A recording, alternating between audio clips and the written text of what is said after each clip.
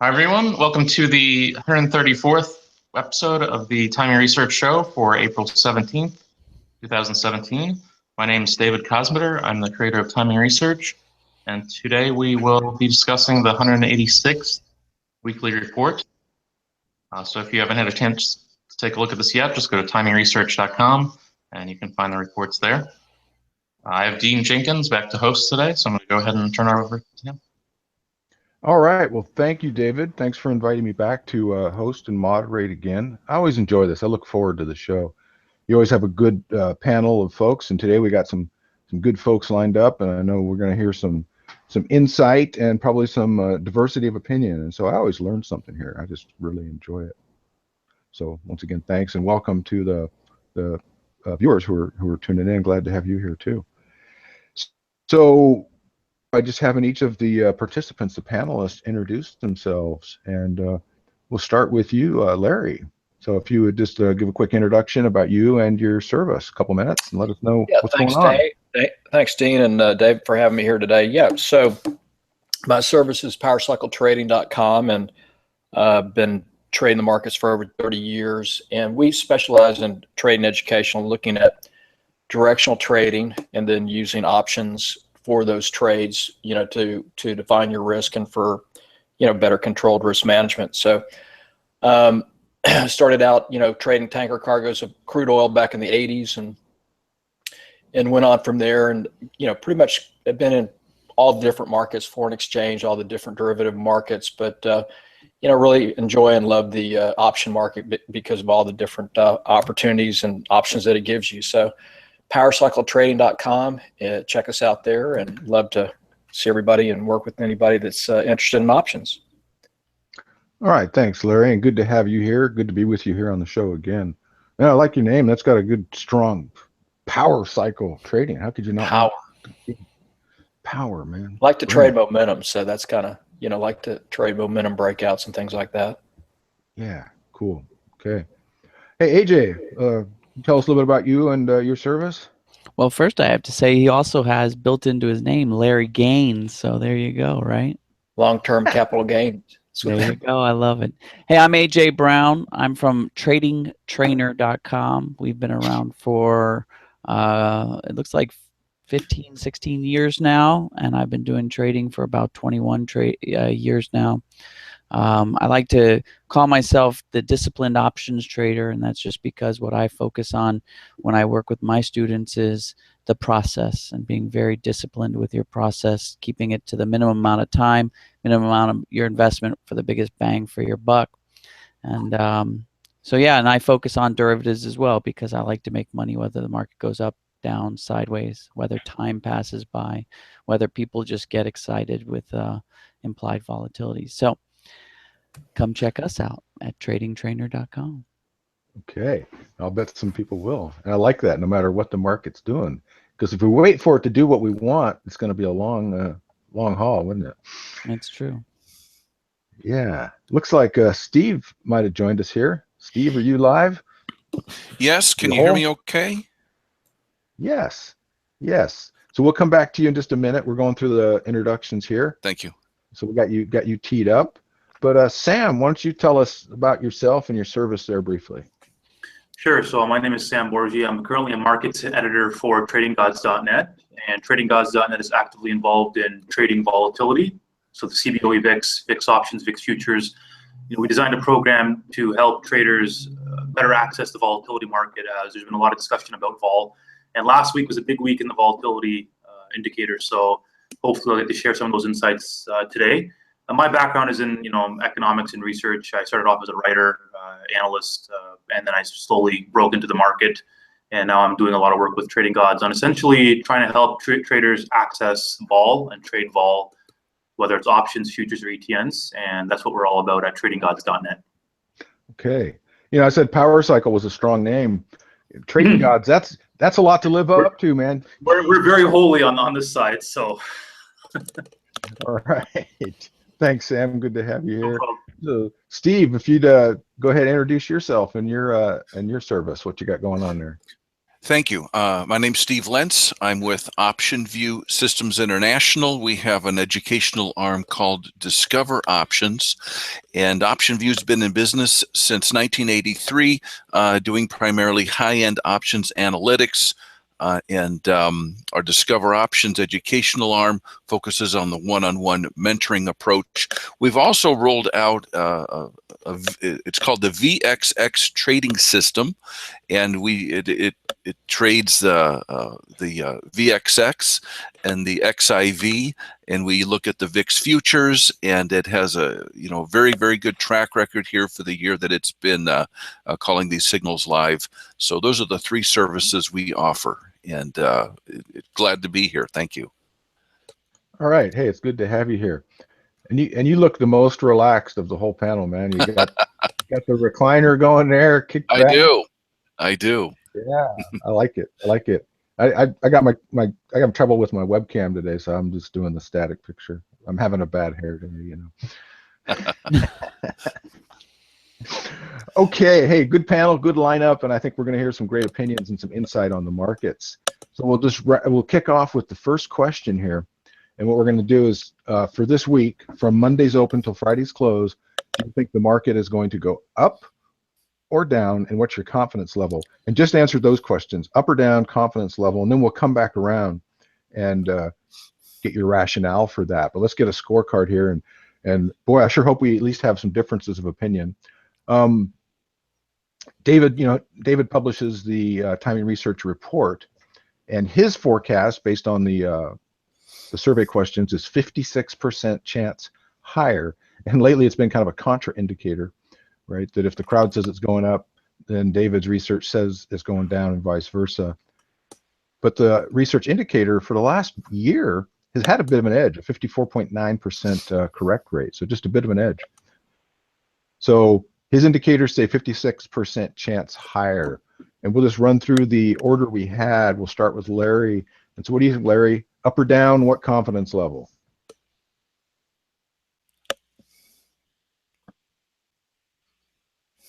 Be muted, which is a good thing until you want to talk. Yeah, sorry about that. Yeah, I'm going to say up, and I'll give it a 65% probability. Okay, up and 65. All right. First toe in the water here. All right, AJ, what do you think? I also think it's going to go higher, but I got a little less confidence. I'm going to say 55%, and that's just because I'm a little bit over half. Yeah, okay. Up 55. All right, Sam, what are you thinking? I would have loved to have diversity of opinion, but I do also believe it's going to go up this week, and I'm about 60% sure about that. Up and 60%. Okay, well, we got 3 out of 5 with 2 yet to be cast here. Steve, you can bust it up. What do you think? Well, I came in here going up 60%. I have to agree. Up going 60%. Yeah. Okay. Well, I had my answer before I got here, so I'm not just being a contrarian, right? But I'm down. I'm down, All and right. I'm saying I'm about a 65, 70. So I'll also go 65. So I'm down at 65. All right. Yeah. And I'll get to back that up, right? Like we all do here. So that's now let's talk about why. Why do you think it's going up? And whether that's phase of the moon, tea leaves, or maybe some technical indicators or geopolitical fundamentals, whatever your rationale is, make your case. And this is a time where you can share a screen, show a chart, whatever, to strengthen your case there. So Larry, you said up 65%. Make us believe you, man. Okay, so yeah, it's a little bit of a hard call, but what I'm seeing is that, technically right here, if you see my chart here, this middle chart is actually a daily chart, but we have broken down below some of the major moving averages, but we made a pretty good low on Thursday. We had a nice spike in volatility. Now the reason I'm saying up is based on option expiration, monthly expiration. The tendency has been over the year to kind of trend back up into monthly expiration. as pinning and people get their books squared up. And then the other reason I'm saying up is based on seasonality. We usually see the first 2 weeks of April are down weeks, and then you start seeing the last 2 weeks of April push up into that 1st of May, and then it potentially can go back down. So I'm just looking at seasonals, and I'm looking at option expiration on a monthly time frame, and that's basically the reason. And the other part of that is that we did have a pretty good sell down last week in the first 2 weeks, basically. So that really followed in line with the seasonalities that I like to follow. All right. Well, that was a pretty convincing argument. AJ, what's your case for it going up and your confidence of 55? All right, I'm going to go ahead and share my screen here. So here's my 2 cents. My 2 cents is that there was a time, and not long ago, where I would pay a lot of attention to economic news, to some degree fundamentals, technicals, and now I'm really pegging the market in at least the most recent, say, 150 days on what I call transient external stochastic shocks. In other words, things that pass, that get everybody emotional, and then they return back to normal. And that seems to have been kind of the snafu that's been hitting the markets. And I think that the Trump rally, people want to see what's going to play out. And so we hit a peak there in the beginning of March, and now people want to see the rubber hit the road. And so we see a consolidation. So what I've got here is the S&P 500 on the green, the VIX on the blue, 2 different scales. A consolidation going on is what I saw for the longest time, where we had a descending line of resistance and kind of a horizontal line of support. And then I watched volume decay in the main index market, and I watched instead people go over and hedge themselves extremely in the options market by buying a whole bunch by making the VIX go high. And that tells me that the uncertainty is getting, the natives are getting restless. And in that move, I'm waiting for, all I know in that move is that we'll either go up or down, but we're not going to stay going sideways. And so that's what I was waiting for. I think that we saw a little bit of a testing of the water with some profit taking last week. And the reason why I'm saying, and even some getting rid of the some of the insurance that they bought here in the options market against that. But we're seeing a little bit now, some bargain buying, and that's why I say by the end of the week, we'll see it go up a little bit, maybe back into this zone of uncertainty. We're not quite ready to pick a decision on whether we like what's happening or not. We still want to sit on the sidelines and instead pay for insurance for ourselves. So going to rebound a little bit from what happened at the end of last week. But in my mind, and that's why I have only 55% confidence, in my mind, in the long term, it's going to go up or down. I don't know which way, but it isn't going to stay going sideways. Yeah, I think I can agree with that. It's not going to go sideways. We're definitely seeing volatility come in. Mm-hmm.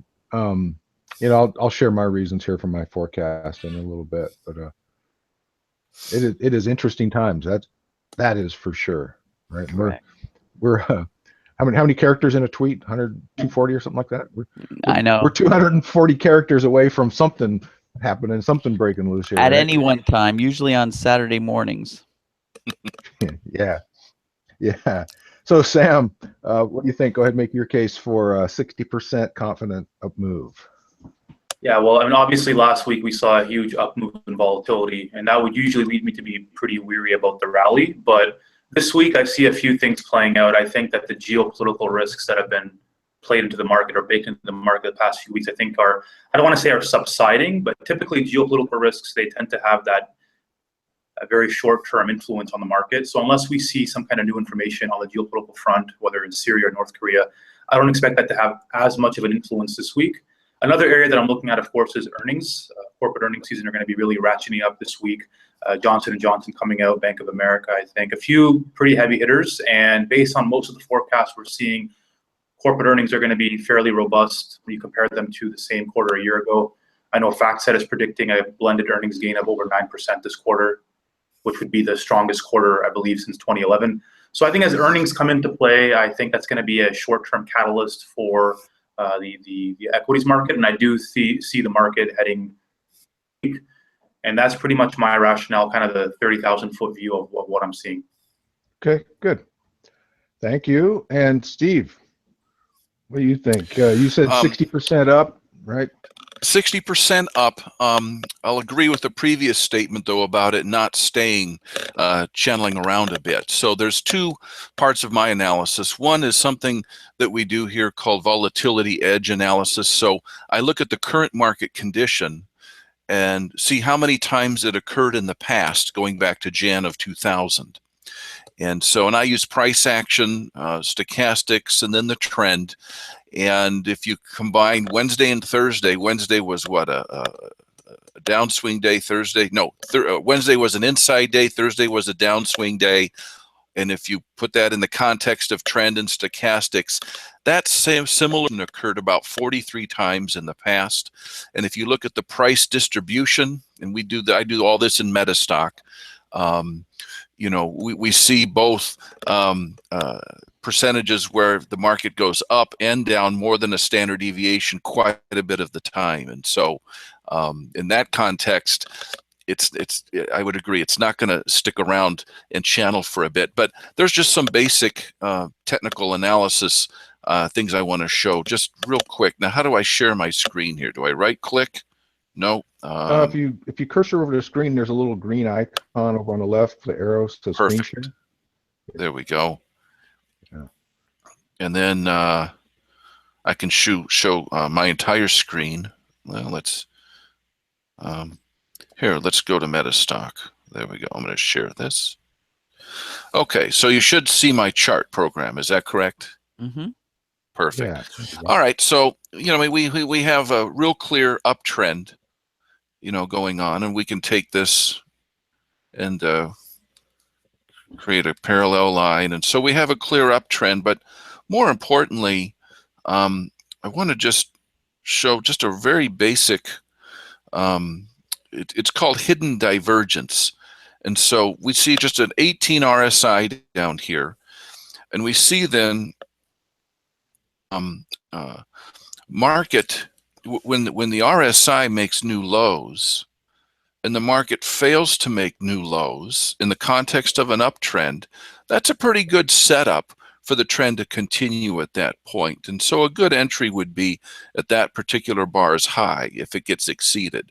And we have a similar situation over here where the RSI has made a new low, yet the price of the index S&P 500 has not made a new low. And so entering then at the high of that bar would be a reasonable entry.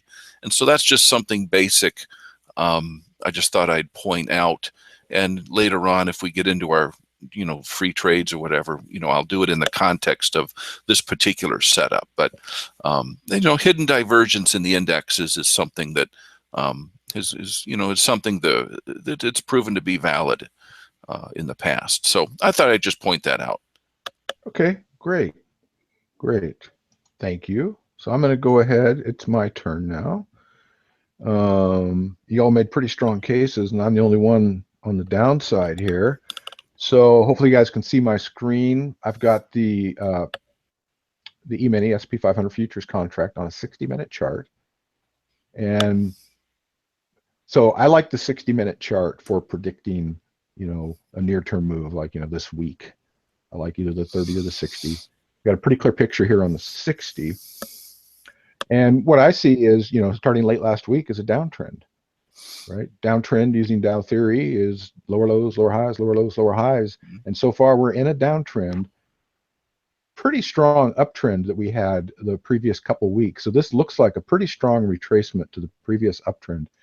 And what I need to see, what would really increase my confidence would be to take out this low from earlier. That's actually late March. If we can take out that low, because we've got, like I said, if we expand it just a little bit, very clear lower lows, lower highs, lower lows, lower highs. We put in another low and take out a previous significant support level, it could be going down much more. Now, there's a lot in the air, right?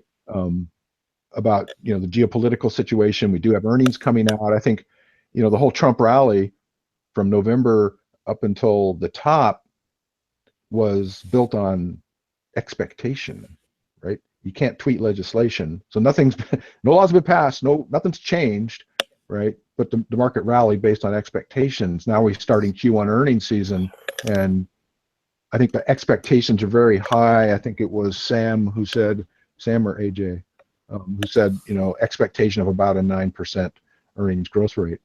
So if that gets fulfilled, then we could have new market highs.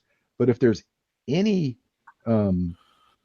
weakness in that, even in forecasts, even if the earnings are good, I think that could set off a bit of a pullback, right? And as I look at, I'm going to share a different screen just real quick. I'm going to share the S&P 500 on a daily chart now. Really interesting. So we've been in an 8-year bull market, and we've got this big, powerful rally since the election. I pay attention. I use a combination of Elliott Wave, Ichimoku Cloud, and some Dow theory sprinkled on it. So, after this big, strong move, I see up here at the top, something we haven't seen during this whole rally is a very strong series of lower lows, lower highs, lower lows, lower highs. We put in one more low.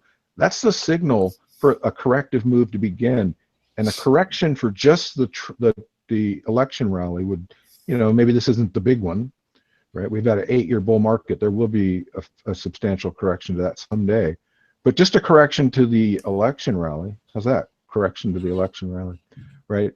Would take us down to a midpoint in a Fibonacci retracement zone of about 2243. That's a nice trade from here, but we got to put in one more low, take out that support level, and then that's on. So that could happen this week, and particularly if there's disappointment around the earnings space, right? Even flat news would probably be disappointing.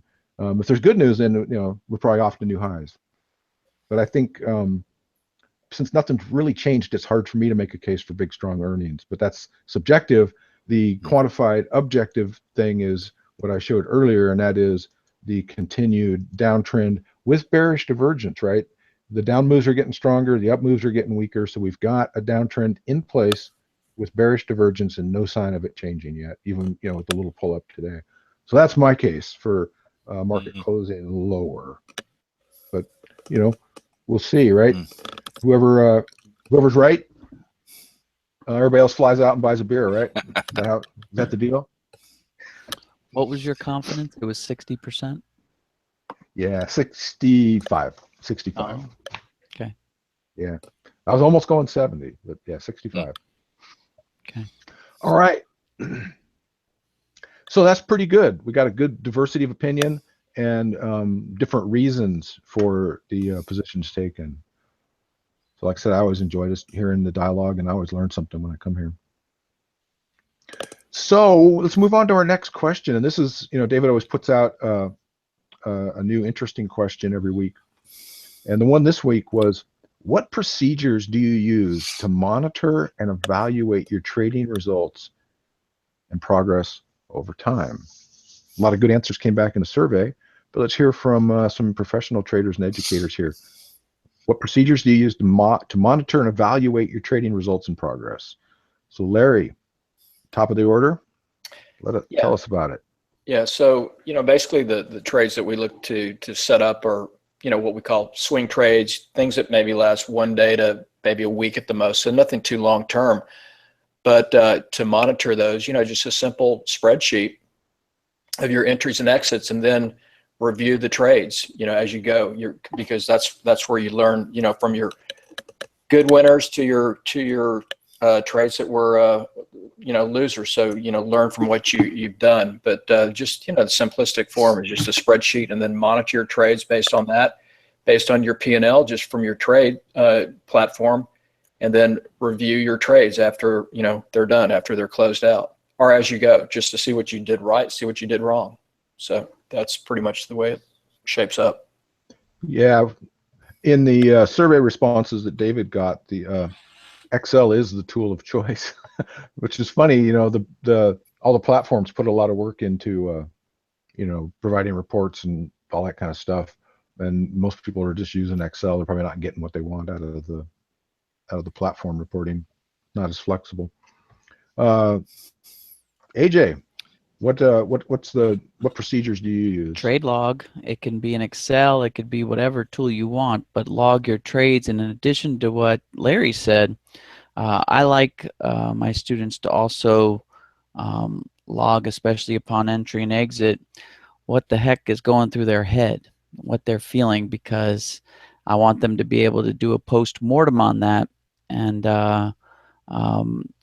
make sure that they keep themselves in check or allow whatever feelings to ride, because I think that's a big component. A lot of traders try to believe that they don't have an emotional side, but I see that affect people's trading day in and day out. So I like people to track that component as well. But P&L is very important, and going back and understanding where you could make changes, where you could make adjustments, and where you just have to make sure you have a holistic approach and understand that a certain percentage, you can't win 100% of the time, but you can win with good money management at the end of the year. Amen to that, brother. Amen to that. And I so agree with trading log. I teach that to my students as well. Even if your trading platform produces perfect results that you're totally happy with, I think there's something that happens in your brain when you have to go write down the results of your trade. It moves it to a different place, a different experience, and again, writing down what was your rationale, why'd you take that, right? Absolutely. And having that rationale in front of you as you go to manage the trade is pretty helpful too, right? To remember why am I in this, right? What are my rules? Yeah. I think that's powerful stuff. So Sam, what do you like? I like what AJ said there. I think that speaks a lot to trading psychology and the importance of developing sound trading psychology. Trading Gods, we keep it fairly basic. Our goal is we have a conservative 1% return a week goal that we like to set up, and basically we look at things like net profit. We also look at what was our largest winner or largest loser, because a lot of times with trading volatility, there's a big difference about when it comes to the XIV and the VXX and how they perform. So we also want to monitor the performance of our various trades individually, but also of course we do a monthly and a quarterly review of what our positions were, what our success rate was. Have we hit our 1% target a week? We look for higher probability of success. We want higher probability trades. So we focus more on quality over quantity. So again, Excel is a great tool to use. Are you hitting your goals? Are you reaching your targets? And if not, you have to reevaluate that position. So pretty basic in terms of how we approach it, but constant review, we perform relative to our stated goals is really how we approach it. Super. Thanks, man. Thanks. Steve. Yeah. So at OptionView, we have a very sophisticated portfolio manager, specifically developed for option traders, but it can certainly be used with those using multiple strategies and timeframes in just simply in the underlying. But because there are so many different option strategies, and you may want to use multiple strategies in one asset, it enables you to code your and bind your different positions together in various strategies, so you can easily monitor the performance of those strategies and campaigns as they're ongoing simultaneously. And so then obviously there's a great reporting and everything, and you can easily export all this to an Excel spreadsheet if you want, which I know when we were managing multiple accounts for some clients, we had to do that for compliance reasons, to send it over to an Excel where we could really go to town and make sure that the compliance was all set up. But if you're into trading multiple strategies at once on one asset, or even have them going on in different assets all at once, it's a great tool, and we developed specifically for option traders trading different strategies like that. Super. Thank you. I'm going to share a screen here real quick. So one of the things it turned the corner for me, made me turn the corner to be a profitable trader was risk management. And a couple other folks have touched on risk management, right? I think if you have superior risk management, loss control, and trade management, you could almost throw a dart and pick trades at random and probably not lose much and maybe make some money, right? And if you got a system for actually finding high probability trades and you got risk management, you're going to do pretty well. But I base everything on the risk of ruin tables in terms of what I measure for trades. And these risk of ruin tables are really cool statistics. And what it shows you is a payoff ratio, which is the ratio of the average loss on a trade to the average win, is a much more important statistic than win ratio. You can have a pretty poor win ratio. You could be at 30%, but if you got a high payout ratio of 4-to-1, meaning your winners are 4 times bigger than your losers, you're going to be a profitable trader. So knowing that can take the pressure off of, I got to win every trade, right? But if you got a poor payoff ratio, you better have a good win ratio. You better be really high. And this is for a 2% risk per trade, meaning 2% of the account would be lost if you hit your stop. And you can see how bad it gets at a 10% risk, right? You have to be a stunningly good trader to be consistently profitable into this green zone at a 10% risk per trade. So you're better off, I think, going a little bit smaller trade risk and focus on payoff ratio. And that really forces you to only pick the absolute best trades that have the potential to make more money than they lose, right? I measure reward to risk on every trade before I take it, and I won't take a trade that doesn't have a good reward to risk ratio. I won't take a trade that has a chance to lose more than I'll make. Lose more at the stop than I would make at the target. I think that's a bad setup when you think about these statistics. And I track these. I track them on Excel, and then I put them on a spreadsheet, and I track them on my website here. So each year I'm showing my results, and I track these statistics, right? Like 2015, you can see. Hope the font's big enough there, but if 2015 was a tough year, so was 2016, right? They weren't quite as fun as 13-14, where the bull was just roaring. But I track my win ratio is 53% and my payout ratio at 1.7. So I'd like to do better than that, but I'm still happy with it. And that ended up with a 28.63% return in the overall portfolio. So pretty good, as long as you can keep that payout ratio out. If you get that below 1, you're in trouble, right? If you get up below about 1.2, you're in trouble. So that's what I use, is payout ratio and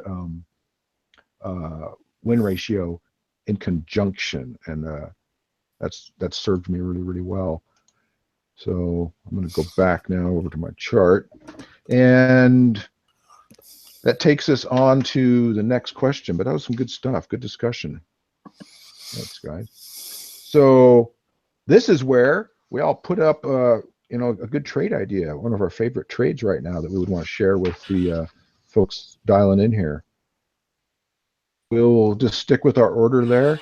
So Larry, what do you like? What do you got for people in terms of a trade?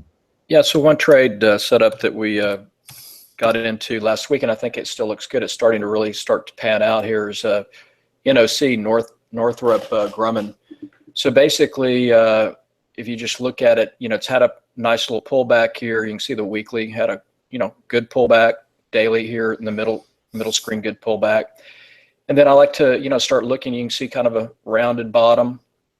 You can see that price action started breaking above major moving averages, clusters. I like to look at the 8, the 21, the 50 simple. So you can see the moving averages have turned up. I like to look at momentum. So down below, these are my momentum-based indicators. So we're getting some price momentum. And the key thing here too that we were seeing last week is you can see this consolidation from that swing high back March 20th to this low. It got over the 50% retracement there, got over the cluster moving averages, started to consolidate, kind of build what we call a foundation. And then once you start getting through, you can see last week it hit through that 618, pulls back. Today it's through the 618. Once you get through that 618, it's a really key fib level, in my opinion. Then it really opens up the door to pushing back to a prior high. So looking for this first target here at 242, say 243, and has potential to get back up to that prior high. And that would be based on this week's expiration. There's no real key option, unusual activity that I see other than just these fib levels. So right here, 43, and then up to 45. So just a simple call debit spread, for a target up to 245. So I like that. All right. AJ, what do you got for us? What do you like? Well, when I got scheduled to do this call a couple weeks back, I was excited. I was going to talk about either double calendars that I love to do, or oh, and by the way, tip my hat to Steve and OptionView. I love your analysis software, and he did not pay me to say that. Or I was going to talk about, my variation on covered calls, which is instead of using a stock, using a leap and making a diagonal, and then you have plenty of cost basis to go ahead and protect that with a put that's a couple of months out if you wanted to for the downside risk. But as I mentioned earlier on, with the broad market, and I'm going to share my screen again here, with the broad market, we're seeing that situation where people are waiting and seeing. You're seeing, I'm showing right now Celgene because a lot of the candidates that we have are doing the same thing as the broad market. There's so much correlation happening these days that you're seeing a wait and see moment. You're seeing a drop in volume, and then you look over on the options implied volatilities for the candidate. And I'm just going to show you some free tools so that people can do this at home. You can see, and let's see if I can make this nice and big for you to zoom in. You see the implied volatility starting to rise. We did a trade. Let me just switch over. We did a trade exactly like what I'm talking about last week for Domino's Pizza.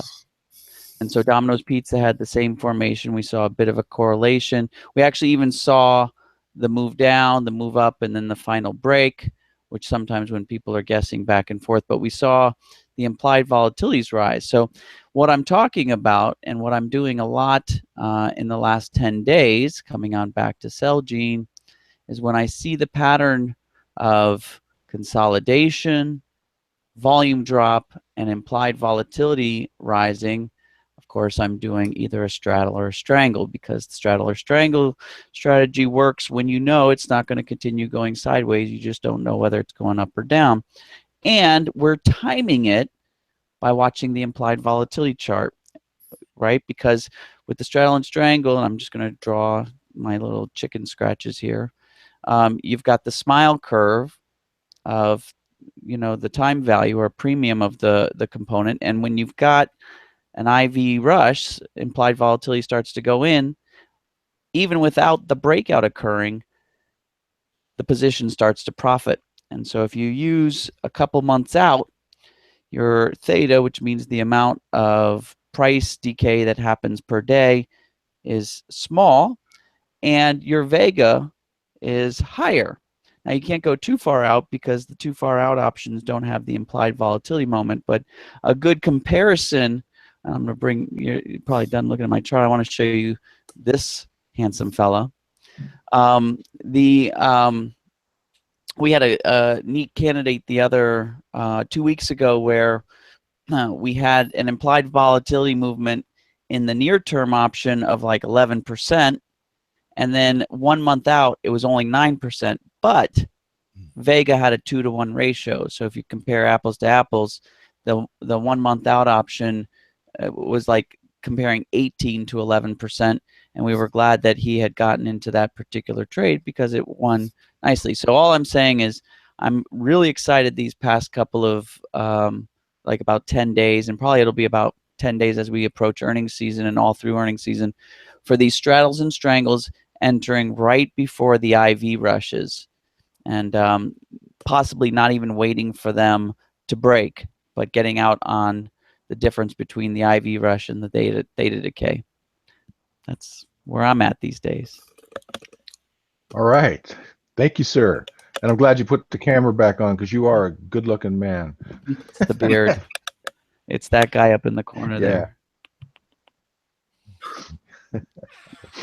All right. Hey, Sam, what do you got for us? What do you like, man? So obviously, I am tracking volatility, and if I expect stocks to rise this week, I am favorable on the XIV.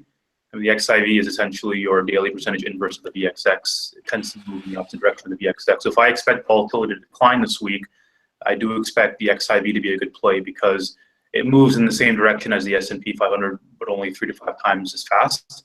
So XIV declined double digits last week in percentage terms, and I expect that to rebound this week.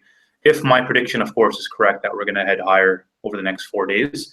So the XIV is the one area that I'm definitely going to be monitoring, as well as any kind of leveraged position on inverse volatility. All right. Thank you, sir. Thank you. Steve. Okay. What's hot? What's hot? What are we trading? Well, let's just look at the index, because that's kind of where we like to dwell a little bit. Now, let me go back to the screen share. Just kind of teeing off on my previous analysis. Let's go to my entire screen. Let's try that. Does that work? Okay. Then let me go to here. You should be looking at my Metastock now. Is that right? You're looking at, okay, perfect. So previously I talked about we were in an uptrend. We had the RSI making a new low as of Thursday. And if price ascended above Thursday's high, then this hidden divergence is turning out to be a much better signal once Thursday's high is taken out. So if Thursday's high gets taken out today or tomorrow, say, then one could go and reasonably sell premium in a bullish credit spread, where you would sell maybe the 23.25 premium and then buy maybe the 23.10 down here and cover that. Now, I think Dean, it was your analysis that said if it penetrated the low over here, that then it was look out below. And I would agree. Yes, and so if you like that analysis, which I think is viable, then go ahead and sell the 23.20 premium. And if price comes down and takes out that low, well, then go ahead and buy it back for a loss. But just make sure that you can have some good premium collection if the market does, in fact, adhere to this hidden divergence approach and continues in an uptrend at that level. So that's kind of an analysis there where you could sell either the 23.25 premium or the 23.20. And then in option view, we can go over here and this is our software. And we like to lay the options out, and we're looking at all puts here. But we like to lay it out to where we have the different expirations go reading from left to right, and then the options down here. In this case, this is the puts, and then the calls could be notated above. We could go over here and look at the calls. But this is a little different than you'll see in other brokers' platforms, where they're labeling calls and puts in a big column with the near months up at the top and the leaps down at the bottom. So here we're just selling the 23.25 premium in the April 29th expiry, buying the 23.10. And if you were to analyze this, and a lot of option traders know how to read these charts, it's just simply depicting the risk and reward. But if the market were to come down to 23.25, you could see we're underneath the zero break-even line. We're losing a lot less than we could make here in 12 days. And that's a great reward to risk ratio here that works out very well. So those are just some thoughts in terms of taking advantage of that technical signal that we're seeing and using it in the options to sell some premium in a way that kind of joins up your what the analysis is with a good option strategy that gives a good reward to risk ratio. All right. Very good, sir. Thank you. I'm looking at an individual stock here. So I'll share my screen. Hopefully you can see that. So I like Goldman Sachs for a short right now. So they're going to report tomorrow at the open, I believe it is. Pretty cool website if you're just ever curious who's reporting when, earnings whisper. I don't care about their whisper indicator, but they got a nice calendar here. Yeah, so Goldman Sachs reports at 7:35 Eastern tomorrow. So they've got a wonderful bearish pattern here. I have a textbook Elliott wave correction. And what we have is a really nice, from last summer, from July all the way through the last couple of weeks here, a very impulsive bullish move up, and then clear evidence of a correction beginning. So we've got really nice lower lows, lower highs, lower lows, lower highs. We see it breaking down below the Ichimoku cloud. We can see the momentum indicator, the oscillator. Bearish divergence, right? The positive moves are losing steam. The down moves are gaining steam, and we've got a Fibonacci retracement zone between these two blue lines. it's 38.2 to 61.8 Fibonacci retracement, a midpoint there at about what is it, $196 from the current 224. What I want to see is this last low, right? We had lower low, lower high. I want to see a new low put in, which is at 220.84 would be a new low. So tomorrow, after they announce, if it goes down, right, if it gaps way down, we may not have enough reward and, you know, miss it and move on to the next one. But if it breaks down into a new low here, then I'm going to be taking this short on Goldman Sachs. For a directional trade like this, I just like to go long the puts and go find one that's about 6 months out, probably out into the fall with a high delta, and hang on to those things and sell them once this trend, because, you know, I trade according to price action, right? So I'm going to trend it down. I'll take profit along the way. I'll trail a stop. I would have my initial stop on this trade right up here at this last high, and then as it puts in lower lows, lower highs, I just trail down to the new highs till it turns, and then it starts putting in higher highs, higher lows. I get out of the trade and I'll take profit along the way. So to try to keep it really simple, but I like GS for a short based on what happens after earnings tomorrow. I don't want to trade into earnings. That's a whole different strategy. There's good strategies for that. But if we get a decent move down, not too far, I think there's a nice short setup here, and that would be probably a 6 to 8 week trade all told, but could be very, very profitable. So that's my deal. That's what I got going on. So now is the time where we just wrap it up. We go one more time around the table, and it's time for a closing comment and anything you'd like to point out on your website or a link you'd like to put up for the folks to go check out. We will go one more time, and we'll Larry, kick off with you as always. Okay, well, thank you so much for having me here today, David, and Dean. Thanks for coordinating this. Yeah, so what I'm looking at is be mindful that the market does look like it's got more potential to roll over. I'm just, we're looking at this week, and that's just based on a lot of that based on the option expiration on the monthly and a little bit of seasonality to the upside. But overall, if we're going to get a pullback, also the seasonals start to line up for a pullback when you get into May. The old saying, sell in May, go away. That can take away some of the momentum to the market, which has pushed it up. And I totally agree with you as far as the Trump rally. A lot of it was on expectations of what was going to happen. And now that we've seen that the healthcare situation, there's the old typical quagmire where things get gridlocked, typical government, that a lot of these things that the market was expecting to happen may not be as easy to happen. So be aware of potential for a bigger pullback. And, I like to use Fibonacci levels like a lot of you guys here, but if we start breaking, the key area here is if we start breaking, below this prior low down here on the SPY, it's about, let's call it 231 and a half. And we start getting a close below that, then, we're going to get a little bit more selling and pull back. Now, on a longer term trend, if you look at the monthly charts, this has been a super strong uptrend, and we're still in an uptrend, but, within any kind of major uptrend, we're going to have ups and downs. And so if we're going to get more of a pullback, it'll be here in the next, week to 2 weeks, I think. So that's my take. All right.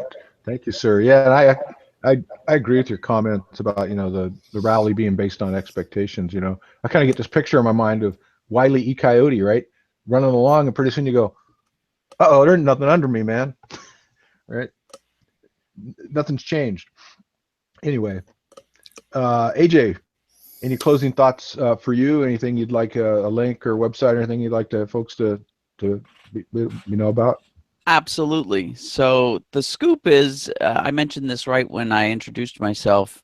I really believe that trading is all about first recognizing the pattern of anything, multiple patterns from every different aspect. And then it's matching the right trading strategy to that pattern. And in between, you give that pattern an amount of confidence. And what I like about that is if you're just trading commodities or Forex or stocks, that confidence combined with the pattern you recognize basically gives you the decision of going short or long, and the timing, when to enter it, when not to enter it, and then also yes or no. But when you start to pull into the derivatives market, like all of us are in, you then get to play around with which option strategy do I use, because I can, like I said, make money when the market goes up, down, sideways, time passes by, volatility changes. There's 27, 28 different strategies I can apply. I can profit in any situation so long as I match the right strategy to the right pattern that I've identified, and also the confidence of that pattern. So for instance, if I'm not very confident in an upward move, I might use a totally different strategy or use different options to populate said strategy in order to make that work for me. So I can, and I loved your money management slides, man. So I can make sure that I hit my goals, more of the payout ratio in the money management rather than trying to get this win ratio. I can always win. It just matters to what degree and what's the pattern going to give me. I never want to pick a strategy and force it on the market because the market isn't going to bend over for me. Right? So with that said, what I wanted to say is, I have been focusing on what I call the 6% protocol. And so I just wanted everybody to go visit that website. I'm going to share my screen so people can see it. And I don't know if there's a way for us to put a link in the for people to click on, but I'm just going to put a link right here. We'll go back to my chicken scratch chart. But if you come over somewhere, it's here it is. The website is simply 6, the number 6% written out protocol.tradingtrainer, which is the name of my company, .com. Here, I made it nice and big. And so the scoop is I made a 4-video series that talks about focusing on 6% a month, which is very much in alignment with the 1% per week, maybe plus or minus. But I think we're taking more of the it's a marathon, not a sprint type approach, and realizing that's what these videos are all about. No cost, of course, to go through this little short course I put together at 6%protocol.tradingtrainer.com. So I hope everybody takes a chance to go visit that. All right. Hey, thank you. That sounds good, AJ. Yeah, and the market's not going to do what we want, is it? It's just going to do what it's going to do, and we got to adjust. So I like your idea of having, a bag of tools, and what's the right tool for what's going on. Absolutely. Yeah, very cool. And just because we're paranoid doesn't mean they're not out to get us either, right? Truth. Sam, any closing thoughts for you, man? Yeah, obviously, Trading Gods, we are focused heavily on the volatility markets, the VIX, XXIB, and so on. Obviously, volatility hasn't been very prevalent first quarter of the year as everyone fed into the Trump rally. And I think that even, the U.S. Treasury Secretary said that it's going to take a while for these reforms to be put in place, and that you shouldn't expect there to be a major economic impact from the reforms this year. So I think that as markets begin to realize that, maybe this rally has been overbought, more volatility enter the picture. We saw that last week, and we can see that again moving forward. So I would definitely invite everybody just to keep track of vol and look at how that influences their other positions. TradingGods.net is actively involved in helping traders understand vol in all its dimensions. So if you visit us at TradingGods.net, we do have a VIX Trader program that's designed to help you trade volatility in the options market, futures market, and in the ETN market. So visit us if you're interested in volatility. We release articles on a daily basis, as well as give you as much information as we can about vol. So hopefully we'll see more people join us, and we look forward to joining David's show again in the future. All right, great. Thanks, Sam. Steve, closing thoughts? Yeah, let me show you a few, just a screenshot of just 3 websites that we are very important to our company. First, we have OptionView.com. OptionView is with the VUE, and we are at OptionView 8. Again, we've been in business since 1983. So if you're say an intermediate options trader and you want to take it to the next level and get really advanced, then this is analytics software that'll take you as far as you want to go. If you need more education, we have discoveroptions.com. and that's just a simple website, discoveroptions.com. We have a great mentoring team and a great curriculum, and you can go here and get all the information. We'll customize a curriculum for you if you want. You could just call our office and talk about it after you peruse the website. And then teeing off a little bit on the volatility aspect, we have developed a trading system based upon volatility and the ETNs, the VXX and the XIV, and the timing of that. And we have a couple great videos and an ebook you can sign up for if you want to go down that path. Our first year of the signals that we've been firing, made 200%. And we had a great year for that first year, and it's back tested. We know there can be drawdowns, certainly, but we had a fantastic first year on doing the VXX trading system. So I'd encourage you to go to any one of these three websites, vxxtradingsystem.com, discoveroptions.com, and then for the analytics, optionview.com. All right. Well, thank you, Steve. Very good. Drawdown, man. I hate that. Right. Right. I'm still looking for that system that never loses. Right? Exactly.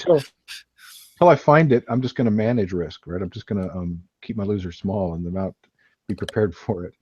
So again, I'm Dean Jenkins. My company's followmetrades.com, and really the way I got started was, I'm a trader first. I've been trading for over 20 years, and about 5 years ago, finally came to the light and became a technical trader and quit analyzing fundamental data, losing money. And so I got involved in chat rooms and different groups, and started getting some success. And people started saying, "Hey, why don't you just share your trades with me before you take them, and I'll follow you." And then a company was born, right? So I publish my picks. I have a stock picking service, and folks follow along. My track record's here on the screen, and you can drill down and see the actual trades. And these are trades. Every trade I call out on my service, I take with my own money. That's how I started. That's how I'm trading. So these are trades I'm vested in, right? Got my money on the line. And I do have a live trading room every morning. We're on for a little while there, and it's listed under the products. You can find out about that. And free newsletter. I have a free newsletter, and that's a great way maybe to get to know me and build a little confidence. So every week I publish an update on the market with my projections, actual levels, where the market's going, what I think's going on, and the indexes, gold and oil. And there it is. You can just sign up, get a free newsletter, and get to know me a little bit better. Well, hey, good show. Thank you so much, Steve, Larry, AJ, Sam. Good discussion. I've written down all your trades. I'm going to go take them all, and then we'll find out how that goes, right? There you go. All right. Well, I think it's a wrap here, David, and I'm going to go ahead and turn it back to you. Thanks for having me back. I sure enjoy this every time I'm on. Great. Yeah. Great show. Thanks, everyone. Just want to remind everyone watching to be sure to hit the YouTube subscribe button so you can get updates on future shows if you haven't yet. Also, you can go to TimingResearch.com and you can download any of the past reports or watch any of the past shows there. Also, I've been posting an MP3 of the show each week recently, so you can download and listen to it as a podcast if you want. So just want to thank my guests for this week. Steve Lentz of OptionView.com, Larry Gaines of PowerCycleTrading.com, AJ Brown of TradingTrainer.com, Sam Bourgi of TradingGods.net, and Dean Jenkins of FollowMeTrades.com. Thanks, everyone. Thanks a lot, David. Thank you. David. All right, Thank you thanks. to everybody. Here, guys. Bye.